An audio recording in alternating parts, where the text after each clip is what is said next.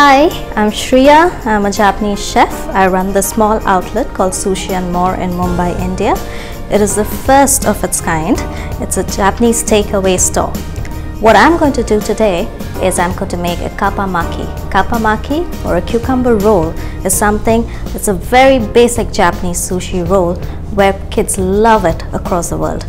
What I'm going to do is I'm going to add something else to make it a little more interesting. So keep watching.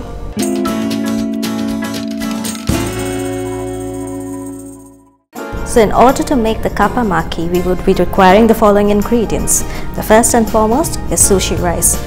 You can check it out in my other video, how I've cooked the sushi rice. In order to make this type of roll, I would need about 150 to 180 grams of cooked sushi rice. So that's this. The next thing is kappa, or cucumber. The Japanese cucumber is a little more different than what this is, but I'm using a desi variety. One, it's similar to what Japanese cucumber is, and it's a little more crunchier.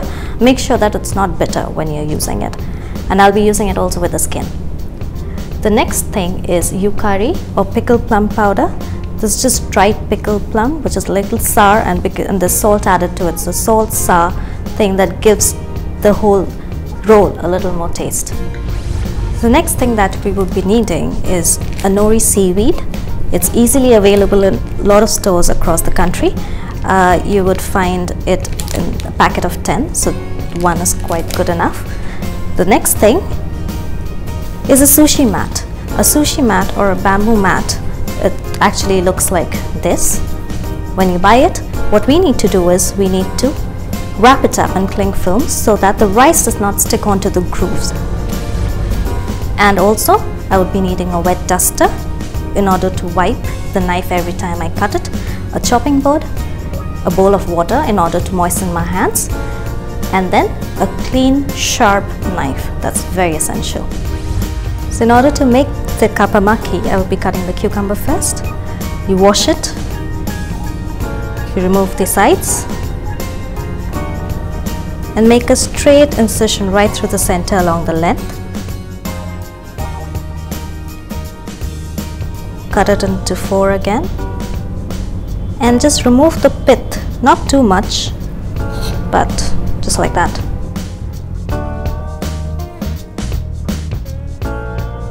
The same thing you can use a lot of other vegetables, like asparagus, maybe avocado. A lot of people love avocados. So that's how you cut it and keep it. The next thing that we do is we take the wrapped bamboo mat, or the sushi mat, and we use the Nori Seaweed. Now if you remember, I had shown you Nori Seaweed, which is much bigger in size. I've just cut it into half along the width. A Nori Seaweed has two sides. One is the shiniest side and the other is the rough side. Always keep the shiny side down and the rough side facing you. Always have a bowl of water right next to you so that you can keep your hands moist, because the rice is extremely sticky.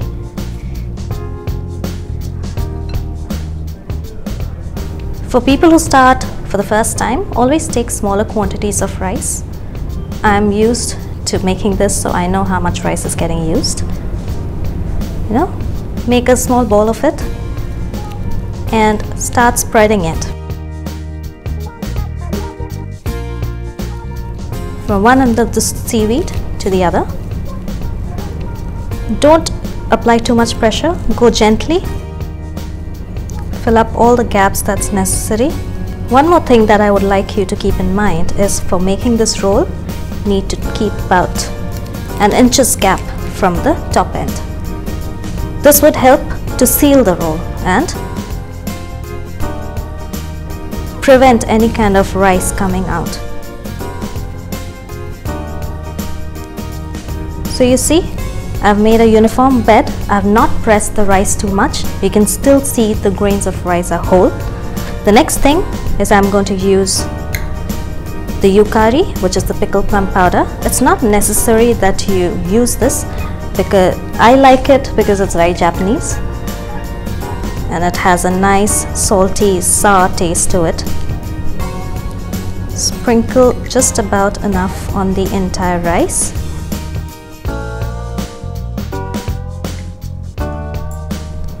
Now the cut cucumber pieces, I'm going to place it along the length.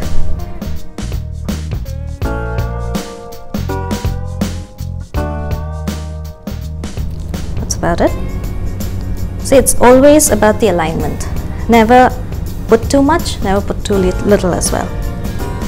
So I start with my roll. I pick up the sushi mat, hold on to the stuffing.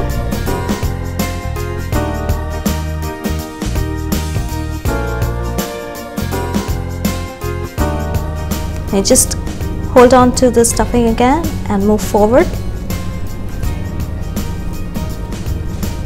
I just hold on to the stuffing again and move forward.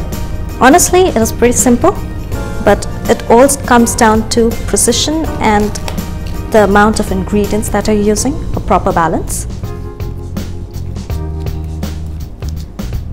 You see that there are no gaps. Rice is not being visible. You can make it into square, round, triangle, whatever you want. In order to cut this, I'm going to moisten the blade of my knife. Why? Because it won't stick onto the rice again and it'll give a cleaner cut. Because it's a thin roll, I'm going to cut it into 6 pieces. Let's start from the center. Get the 2 cut edges together and the uncut together. Wipe the knife clean, moisten it again, kind of stuff any kind of extra rice that's jutting out just inside, and cut this half roll into 6. Wipe again,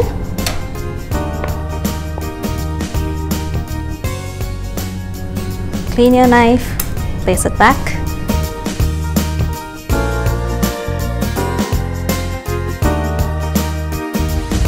So this is Kappa Maki, or the cucumber roll.